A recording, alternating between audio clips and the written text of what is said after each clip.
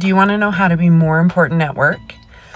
The number one thing that you need to do is be a problem solver. Don't be somebody who escalates the problem. Be the person who fixes the problem. And if you don't know how to fix the problem, always come at the problem with solutions when you're trying to problem solve. I've been working in corporate for a number of years now, and I will tell you the biggest lesson that I've learned in my career already. You need to know how to be put together. And I'm not just talking about what you look like. I am talking about your actions. You need people to perceive you as put together. So there are 3 things that I do to show this, and it has completely shifted how people respond to me. Emails, straight to the point. We don't need long novels. I keep them clean. I keep them scannable. I have a couple bullet points with some key info, and I will always bold the text of what I need from them.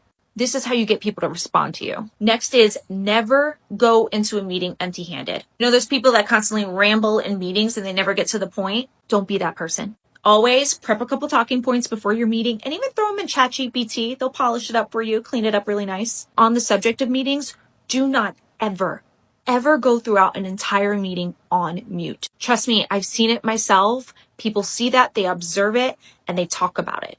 Always get an opportunity to show your value, even if it's just a follow-up question or if I'm understanding this correctly, but it shows that you're engaged, it shows that you're listening. You don't have to do the most. You don't have to take on any more work. This is truly about just showing up with purpose.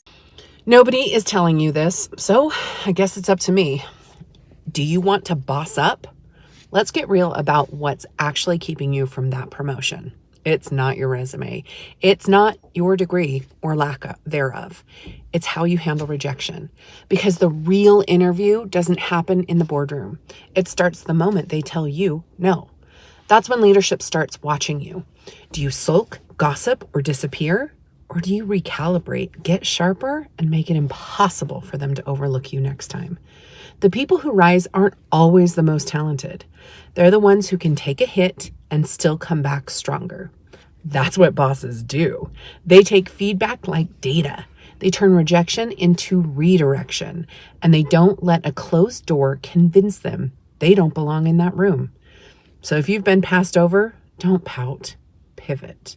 Learn, rebuild, evolve, then walk back in like it's already yours. Save this video and come back when you get promoted, because we both know you will. When everything's important, nothing is. I'm going to say that again. When everything's important, nothing is. So what does that mean? That means that you can't have everything that is critical or nothing is going to get done. Here are the steps. First, take a breath. Second, take stock. Third, just evaluate what is the most critical step. 4, do it. Then when you're done, do it all again. So here's how you're going to nail your next interview. You have to start off with your brand. What is your self-brand? What is your theme? And then that is what you're going to use throughout the entire interview. So when you walk the hiring manager through your professional story and your resume, when they say, walk me through this, how did you start here? This is when you want to make sure that you're doing this storytelling. And you have to craft this strategically, and it has to support your brand.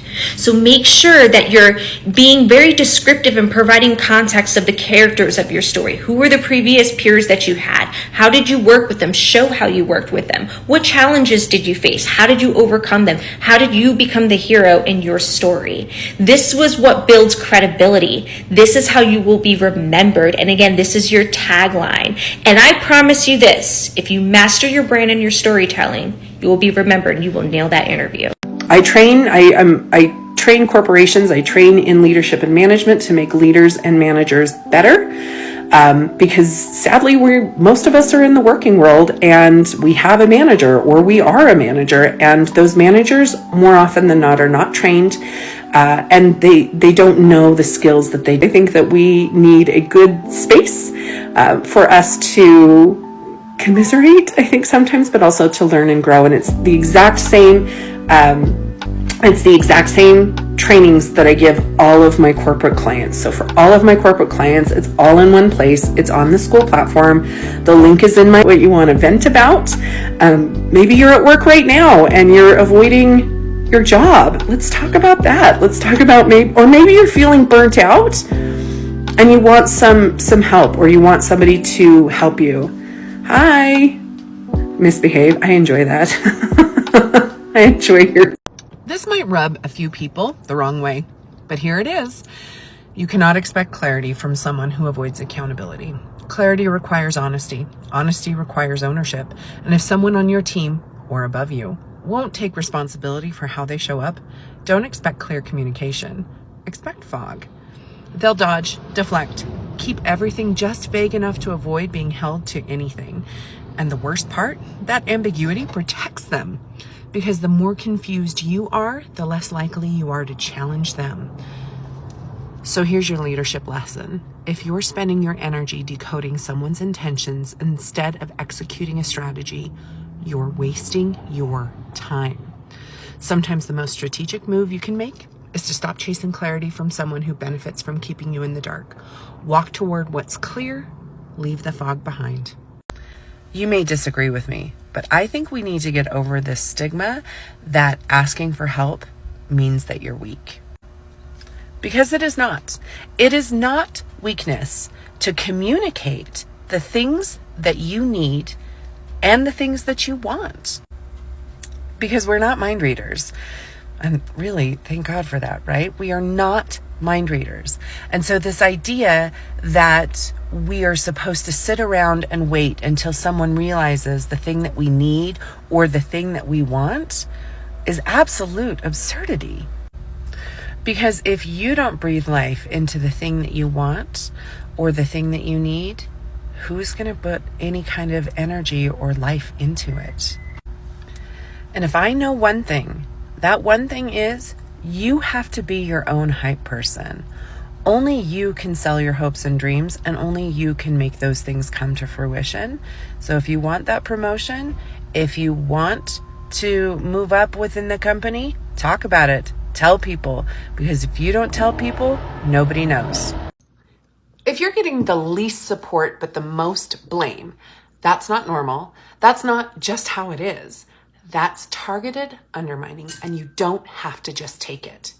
Here's how to push back without setting yourself on fire. 1, get clarity on the record. Ask, can you confirm what success looks like for this project? Now you've got something to measure against. And receipts when the story changes. 2, ask for what you need. Say it out loud. To deliver this well, I'll need XYZ. Can that be arranged? You're not whining, you're managing. 3, redirect blame with facts. If someone tries to pin it on you, you say, just to clarify, I flagged this risk on this date and requested